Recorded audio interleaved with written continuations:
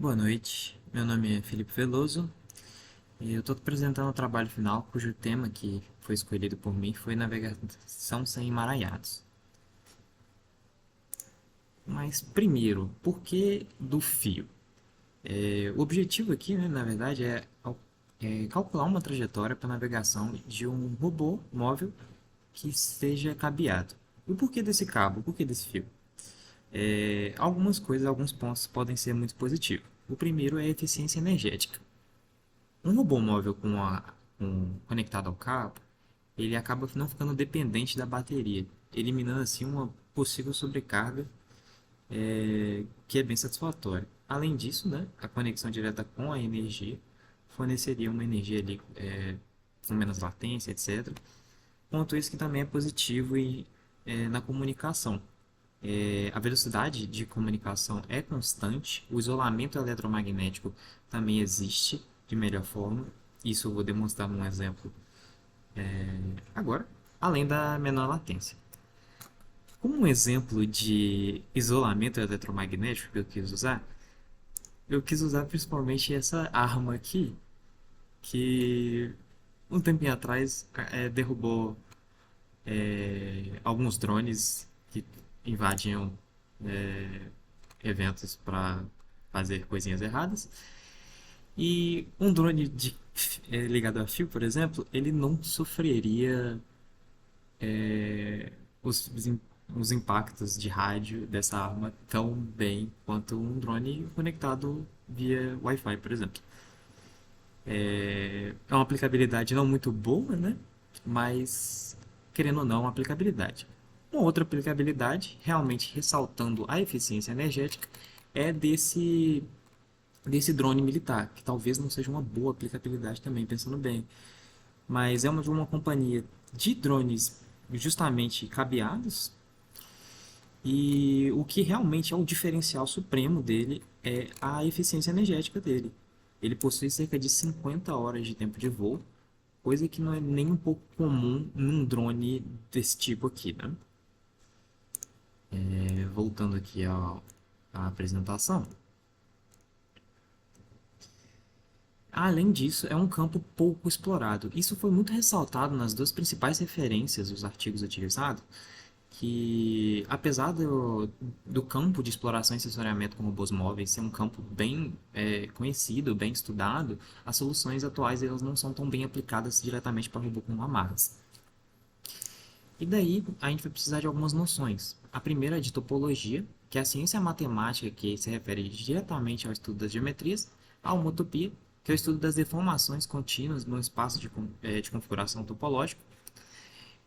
Nisso a gente tem esses três termos que eu decidi deixar destacado, que é a convergência, a conexidade e a continuidade, que é basicamente os campos, as palavras que delimitam o estudo da homotopia. E o próprio roadmap, que foi bem abordado durante a disciplina, que é a estratégia de navegação deliberativa que foi utilizada principalmente na parte da simulação e dos testes. Então, especificando um pouco mais, principalmente da lógica que foi utilizada, dois caminhos que começam e terminam na mesma configuração, eles são considerados homotópicos entre si. E eles precisam dessas duas considerações. Essa sobre deformação é que eles podem ser continuamente deformados um no outro sem cruzar nenhum obstáculo. E a assinatura H dele, que eu vou explicar um pouco melhor no próximo slide, que vai delimitar se ele está numa mesma classe de homotopia. Ou seja, caminhos homotópicos entre si possuem uma mesma assinatura H. O que é um caminho? O que é um caminho homotópico? E eu vou abordar isso mostrando basicamente aqui mesmo nessas imagens o que seria um caminho homotópico.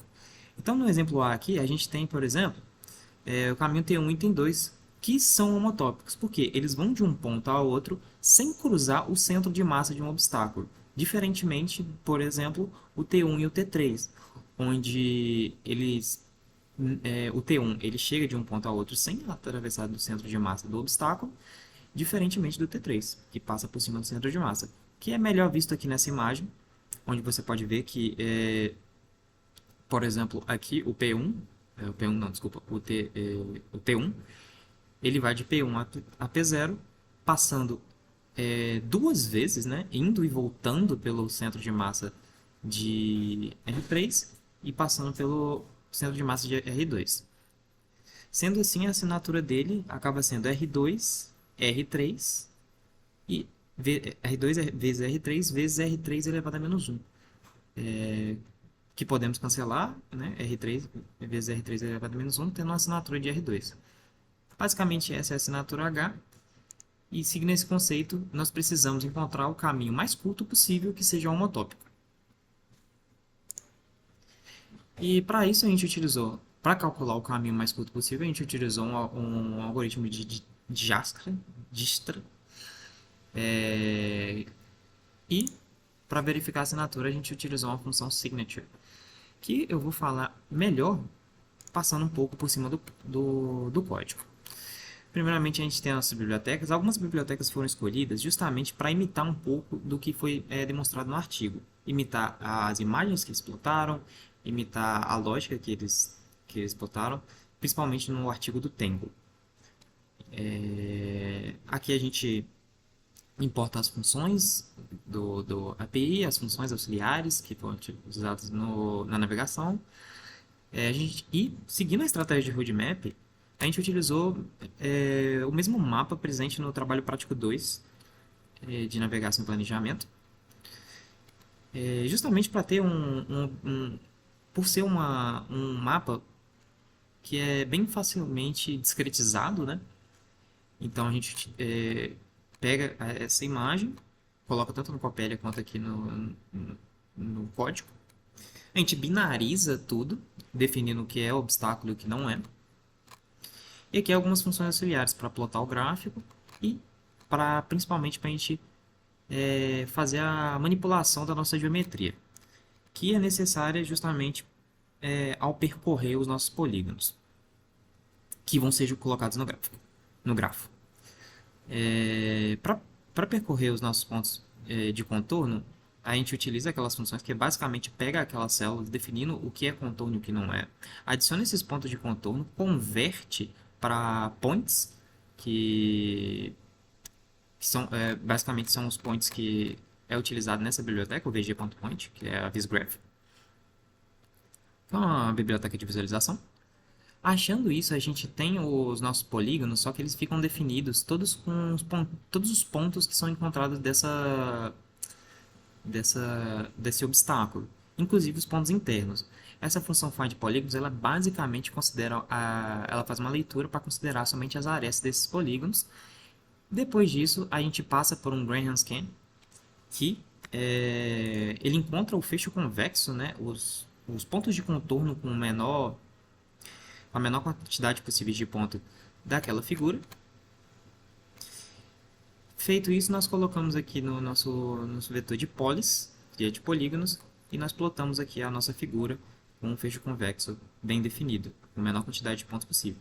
E isso é justamente para a gente pegar as nossas linhas entre os grafos possíveis, entre as arestas possíveis, para calcular o grafo de visibilidade.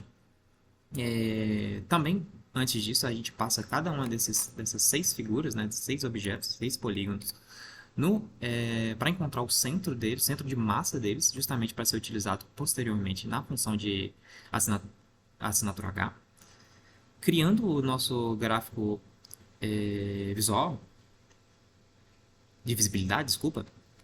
A gente exibe ele aqui, basicamente, e a gente cria um dicionário. Esse dicionário vai ser para adicionar as arestas que estão no gráfico de visibilidade e que são possíveis atuações ali do nosso robô, né, dos nossos caminhos. E aqui é basicamente o que é feito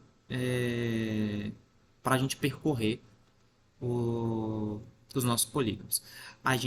Para cada polígono e para cada vértice desse polígono, a gente acrescenta no gráfico de visibilidade um vértice adjacente, calcula a distância entre esses dois vértices, sendo esse o custo, ou seja, a otimização feita no Dijkstra vai ser feita por esse custo, por essa variável, que vai ter o tamanho, basicamente, em metros mesmo, aqui nesse caso, nesse mapa,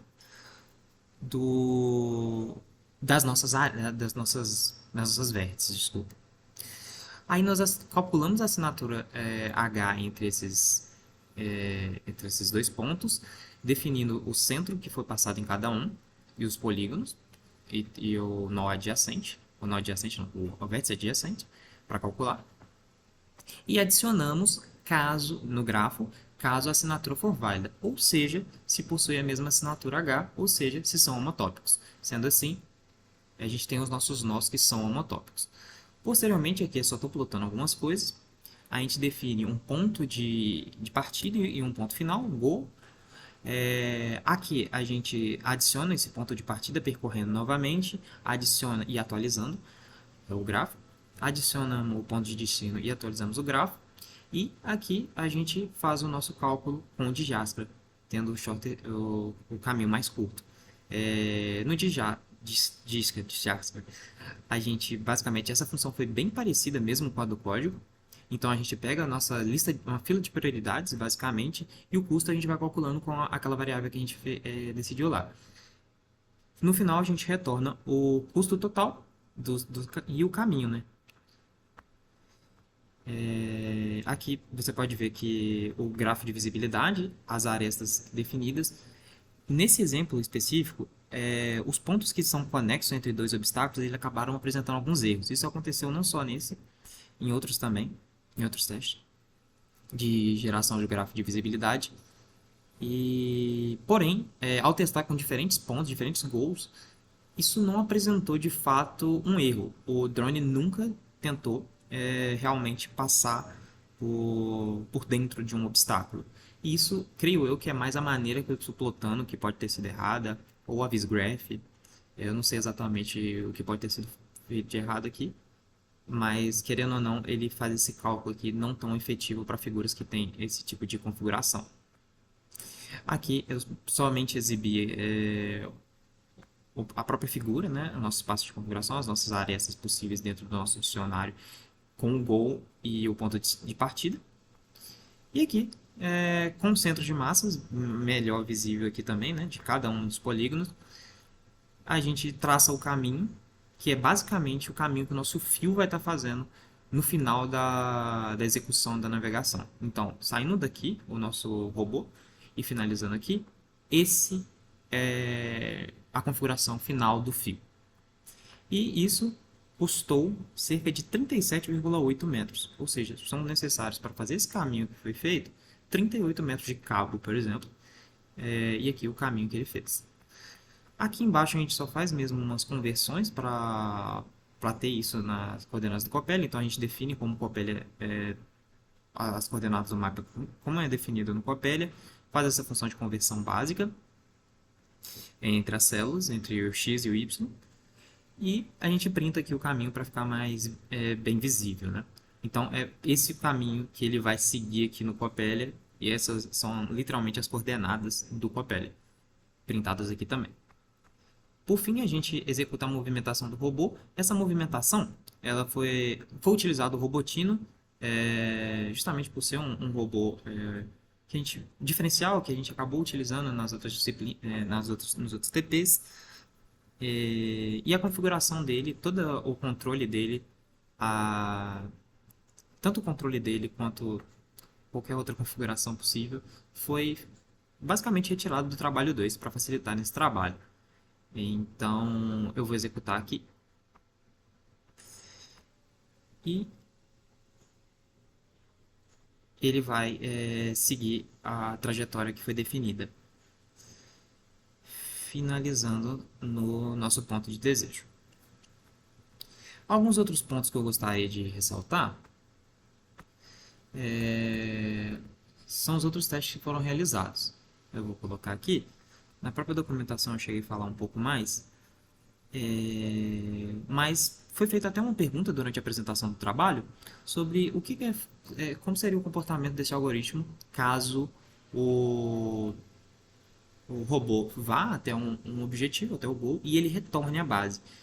E em espaços de configuração onde o grafo, por exemplo, esse espaço de configuração, onde o grafo de visibilidade não é tão favorecido, ou seja, as arestas que a gente tem, os vértices que a gente tem não fazem ligações nesse espaço, ele vai retornar pelo mesmo caminho que ele viu, que não necessariamente vai ser sempre o caminho mais curto, com menor custo. Então, depende um pouco do espaço de configuração para ele retornar para o mesmo local da melhor forma possível. Isso poderia ser contornado com algumas formas, talvez atualizando o grafo de alguma maneira, ou adicionando paredes limites com pontos estratégicos para ele fazer essa trajetória de maneira mais eficiente. Porém, não foi algo que consegui chegar a implementar.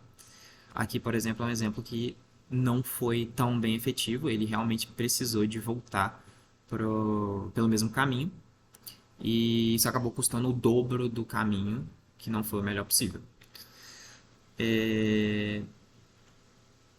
Mas no mais é isso. Aqui também tem um teste mais simples também que foi colocado, onde o custo foi de 10 metros, por exemplo. E no mais é isso. Agradeço aí pela atenção. Qualquer dúvida pode deixar nos comentários. E é isso. Ah, só ressaltando também, as principais referências utilizadas para desenvolvimento desse trabalho foi, além do material de aula do professor Douglas, os principais artigos que foram utilizados foi esse aqui, o Tangle. Eu chamo de Tangle por já ter uma proximidade já com esse artigo. E nele nele é mais explorado esses conceitos mais ligados ao código, e os conceitos de homotopia são bem melhores destrinchados nele. Algumas diferenças, nele não é utilizado um roadmap, nele é utilizado realmente um SLAM, porque o objetivo aqui é realmente um ambiente desconhecido. Então ele é uma abordagem muito mais complexa, e nele mesmo é considerado algumas coisas, né? Uma diferença nele é o próprio dispositivo onde o fio está acoplado. Nesse artigo ele não chega a descrever tanto, porém nesse outro artigo, que também foi utilizado como uma referência, nele é muito melhor abordado toda a parte mecânica de fato. Nele é um ambiente específico, é um ambiente de exploração em minas de pedra com pilares. E nele o objetivo não é somente um drone, é um drone levando uma bateria e um drone não, um robô móvel levando a bateria e o drone que faz a exploração. Porém, nele, tanto o instrumento onde o drone é amarrado é bem melhor descrito, quanto o instrumento que o cabo fica preso. Então aqui tem a parte onde ficaria preso o fio, né, no robô móvel, e aqui o mecanismo que libera esse fio. Porque em ambas as aplicações, o cabo, ele tem que estar esticado, né? Ele não pode realmente criar amarras, dobras em si mesmo. É um conceito, é um dos princípios que foram definidos no começo da apresentação.